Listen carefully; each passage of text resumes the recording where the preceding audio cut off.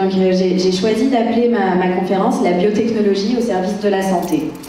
Donc la biotechnologie, c'est ma spécialité et je l'applique dans différents domaines, plus particulièrement dans la santé.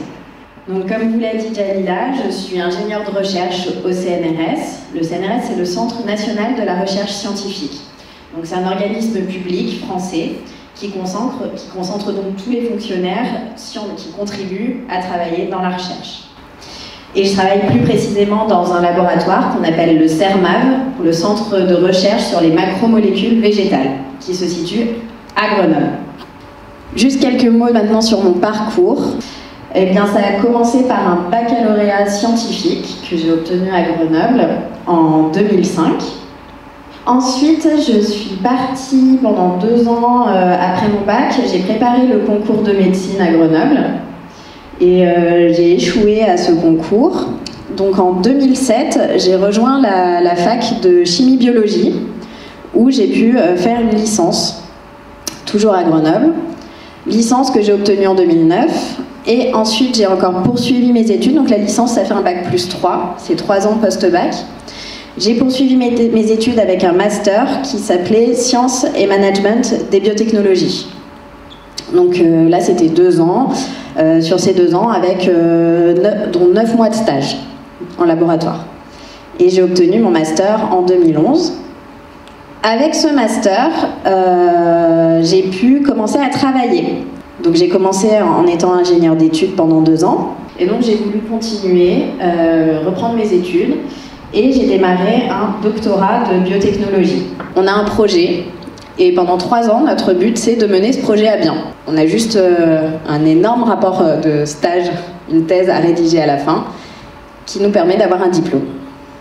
Donc cette thèse, je l'ai obtenue en 2017, et ça m'a permis après d'occuper un poste de chercheur, toujours au sein de mon laboratoire.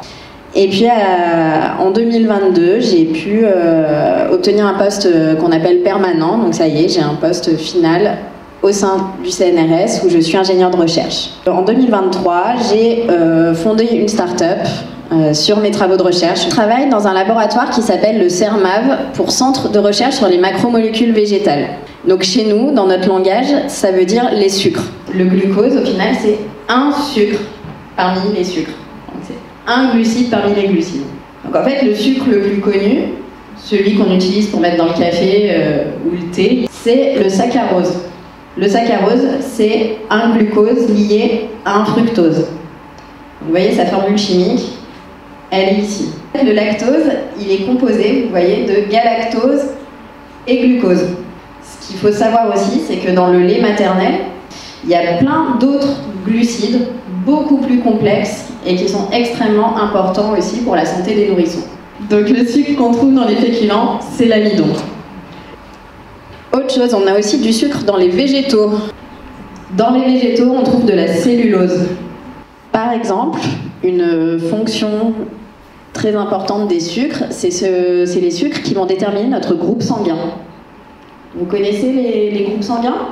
Vous savez qu'il y en a 3 différents, A, B, O. Je fais ce qu'on appelle de la microbiologie, c'est-à-dire que je fais de la culture de bactéries.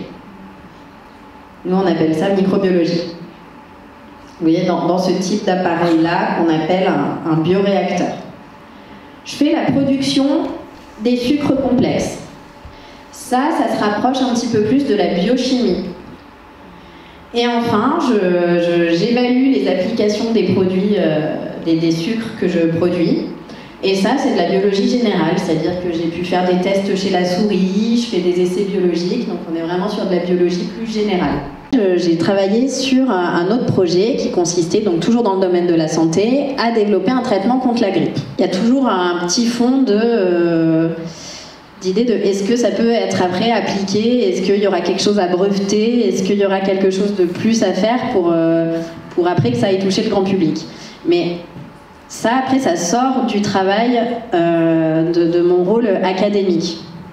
Donc, c'est ce que j'ai fait avec le projet sur la grippe, par contre. Donc, vu qu'on a atteint une molécule qu'on a brevetée, on a créé la start-up. Et aujourd'hui, le CNRS me permet d'avoir 20% de mon temps qui est dédié à cette start-up. Donc, ce qui fait qu'au sein de cette start-up, on lève des fonds, mais d'autres fonds que ceux que je lève pour ma recherche académique. C'est vraiment des fonds qui sont dédiés à l'avancée de la start-up. Et là, oui, l'objectif avec cette start-up, c'est d'avoir un médicament qu'on va pouvoir revendre à une entreprise pharma pour avoir la molécule sur le marché. C'est vraiment l'idée. Bon bah voilà, je suis une maman de 3 enfants et du coup j'ai la chance d'avoir un métier qui me permet quand même d'avoir beaucoup de temps libre.